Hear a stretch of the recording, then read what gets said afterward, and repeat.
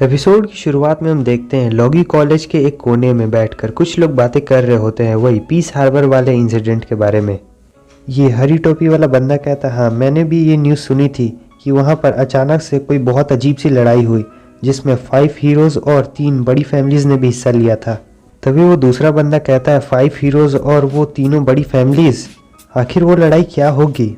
वो हरी टोपी वाला बंदा कहता है कि मैं भी इसके बारे में इतना ज़्यादा श्योर नहीं हूँ, लेकिन मैंने ये सुना है कि अंत में 5 हीरोज़ का फोनिक्स भी हार गया था। देखने से तो ऐसा लगता है कि कोई उससे भी ज़्यादा ताकतवर एग्जिस्टेंस है। तभी उसके बाकी दोस्त होते हैं, वो हंसने लगते हैं और कहते हैं तुम ये क्या बाहर की बातों पर ध्यान दे रहे हो, तुम फोनिक्स को कह रहे हो, फोनिक्स से भी ज़्यादा ताकतवर क्या कोई एग्जिस्टेंस है। तुम जानते हो ना वो 5 हीरोज़ को रिप्रेजेंट करता है, उससे ताकतवर कोई कैसे हो सकता है। वो गुस्सा हो जाता है और कहने लगता है कि मैंने बस ये न्यूज़ सुनी थी और ये इम्पॉसिबल है, मैं जानता हूँ। तभी हम देखते हैं कि वहाँ पर इस इम्पॉसिबल को पॉसिबल करने वाले 2 लोग आ जाते हैं। वो लोग कहते हैं देखो नए बंदे आए हैं, और वो लोग उनसे टपोरी स्टाइल में कहते हैं कि ये हमारे जैसे हाई लेवल वॉर हीरोज़ का गैंग है, बोलो तुम्हें यहाँ पर क्या काम है। जाय कहता है क्या वो सचमुच यहीं पर है। रॉज कहता है हाँ कुछ बेसमेंट्स यहाँ पर है और मुझे पक्का यकीन है कि ये उसी जगह पर होगी। वो सभी गुस्सा हो जाते हैं और अपनी पावर को बढ़ा लेते हैं। वो कहते हैं क्या तुम हमारे गैंग को गुस्सा दिलाने की कोशिश कर रहे हो। रॉज उनसे कहता है क्या तुम में से कोई भी कभी भी उस बेसमेंट के अंदर गया है जो यहाँ नीचे है। तभी इस हरे वाले बंदे को याद आता है और वो सोचने लगता है आखिर ये दोनों गधे आए कहाँ से हैं। तभी एक दूसरा बंदा उसके कान में आकर बोलता है क्या वो इस बेसमेंट की बात कर रहे हैं जिसे बॉस भी नहीं खोल पाए थे। और इधर दूसरी तरफ हमें उसके बाकी साथियों को दिखाया जाता है जो कि बहुत ज़्यादा गुस्से में होते हैं और अब उनका दिमाग सटक चुका है।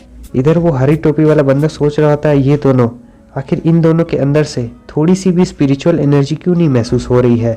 और इधर दूसरी तरफ उसके दोस्त उन पर हमला करने के लिए चले जाते हैं, लेकिन हम देखते हैं कि रॉज तुरंत ही उस हरी टोपी वाले के पास आ जाता है। वो कहता है क्या तुम मुझे उस रास्ते तक ले जा सकते हो। उसके सारे दोस्त भी ये देख के चौंक जाते हैं कि आखिर रॉज कब उस हरी टोपी वाले के पास पहुंच गया। और इधर जब वो जायवैन को देखते हैं तो उसकी चारों तरफ से बहुत तेज रोशनी निकल रही होती है, बिल्कुल किसी गॉड की तरह। वो कहता है कि अपने घुटनों पर बैठ जाओ। और इधर हमें रॉज को दिखाया जाता है। ये जो पीछे बंदा होता है वो कहता है तुम लोग आखिर तुम लोग क्या हो, क्या वो एक साधु है। वो हरी टोपी वाला बंदा कहता है कि देखो वो यहाँ पर है, जिस बेसमेंट की तुम लोग तलाश कर रहे हो वो ये है। रॉज सोच रहा होता है ज़्यादातर लोगों को इस दरवाजे को खोलने के लिए मेरे फादर का ब्लड चाहिए, लेकिन हमें। ये हरी टोपी वाला बंदा कहता है कि ये दरवाज़ा नहीं खुलने वाला, हमारे बॉस और फिर उनके भी बॉस के बॉस ने इसे खोलने की कई बार कोशिश की है, लेकिन ये आज तक नहीं खुला है। इसे देखने से ऐसा लगता है कि तुम्हें इसे खोलने के लिए कोई अलग से चाबी चाहिए। हम देखते हैं कि जाय उस दरवाजे को खोल रहा होता है और वो कहता है हाँ क्या कहा तुमने। और अगले ही पल वो बंदा चौंक जाता है क्योंकि वो दरवाज़ा बड़े आराम से खुल चुका होता है। जाय कहता है रॉज क्या तुम जाकर देखना चाहोगे। रॉज कहता है वो पुराने समय का एक छोटा सा सीक्रेट था, तो उसे क्यों ना हम सीक्रेट ही रहने दें। उसके बाद वो अपनी पावर्स का इस्तेमाल करता है और उस दरवाजे को बहुत ही शानदार तरीके से उड़ा डालता है। सीन चेंज होता है, अगला दिन आ चुका होता है। रॉज कहता है मुझे ये तो नहीं पता है कि टेस्ट कौन सी जगह लेनी सबसे ज़्यादा अच्छी रहती होगी, लेकिन मुझे ये ज़रूर पता है कि हमेशा ऊंची जगह ही काम आती है। इस तरफ हमें उस आवर ग्लास को दिखाया जाता है जिसमें से आखिरी सैंड भी अब गिर चुकी है और अब टेस्ट शुरू होने वाला है।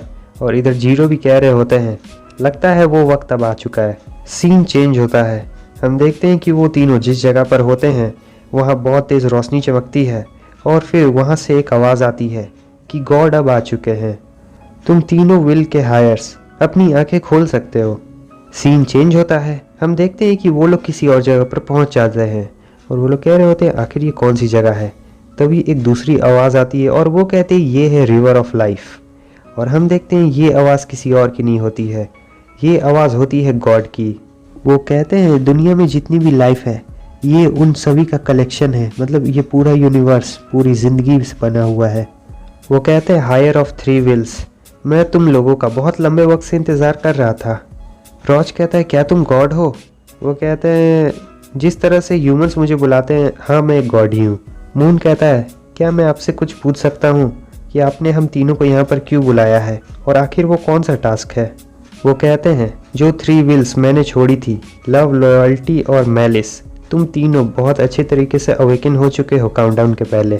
तुम सभी लोगों को फाइनल रियलम में पहुंचने से पहले फाइनल टेस्ट को एक्सेप्ट करना होगा। रॉज कहता है क्या फाइनल रियलम, आखिर ये कौन सी जगह है? गॉड कहते हैं उसके लिए तुम लोगों को पहले ये समझना होगा कि विल क्या होती है। ये विल जो तुम्हारी बॉडी के अंदर है, जिसे तुम्हारी बॉडी ने इनहेरिटेट कर लिया है, ये उन काउंटलेस सोल विल्स में से एक है, मतलब बहुत सारी अलग अलग तरीके के सोल्स। और ये सभी विल जो तुम लोगों के अंदर है, लगता है तुम लोगों ने पहली बार किसी विल को इतने सामने से देखा है। फाइनल रियलम एक ऐसी जगह है जहाँ पर जो विल का सक्सेसर होता है वो बहुत अच्छी तरीके से अवेकन हो चुका होता है और उन्हें साथ मिलकर टेस्ट देना होगा। जाय कहता है इसका मतलब हमारी तरह और भी लोग हैं जिन्होंने विल्स को इनहेरिटेट किया है। गॉड कहते हैं ये जो विल है ये इन्फिनाइट है, यानी ये कभी ख़त्म नहीं हो सकती है, और इसके जो सक्सेसर्स हैं वो भी कभी ख़त्म नहीं हो सकते हैं, मतलब बहुत सारे हैं अभी। रॉज कहता है तो आखिर वो कौन सा टेस्ट है जो हम सभी को देना होगा? गॉड उससे कहता है देखो ये है फाइनल रियलम और तुम्हें ये अपने आप पता चल जाएगा कि तुम्हें वहाँ जाकर क्या करना होगा। मून कहता है क्या मैं आपसे कुछ पूछ सकता हूँ?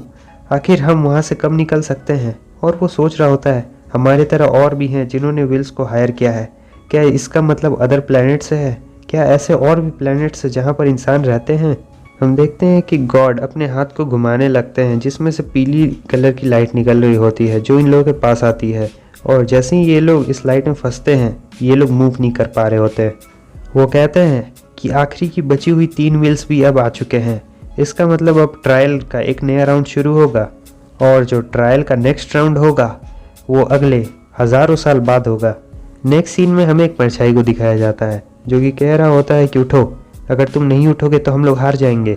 हम देखते हैं कि ये एक अजीब सा जानवर होता है, ना ही फेरी ना ही कुछ और ये कहता है कि उठो बहुत देर हो चुकी है।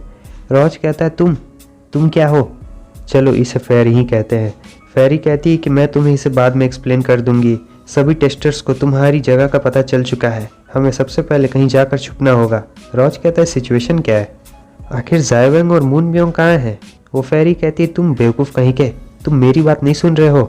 वो फेरी कहती है कि वो भी बिल्कुल अभी तुम्हारी तरह है और उन्हें भी यहाँ से भागना चाहिए। रॉज कहता है क्या यही है फाइनल रियलम? क्या हमने सीधे उसके अंदर डाल दिया गया है? ये सीनरी तो बिल्कुल मेरे वर्ल्ड जैसा है, ये तो उससे बिल्कुल भी अलग नहीं है। वो फेरी कहती है कि ये फाइनल रियलम का बस एक छोटा सा पार्ट है और यहाँ पर और भी बहुत सारे स्पेस है, मैं तुम्हें इन्हें बाद में बता दूंगी और अभी ये सब बताने का वक्त नहीं है।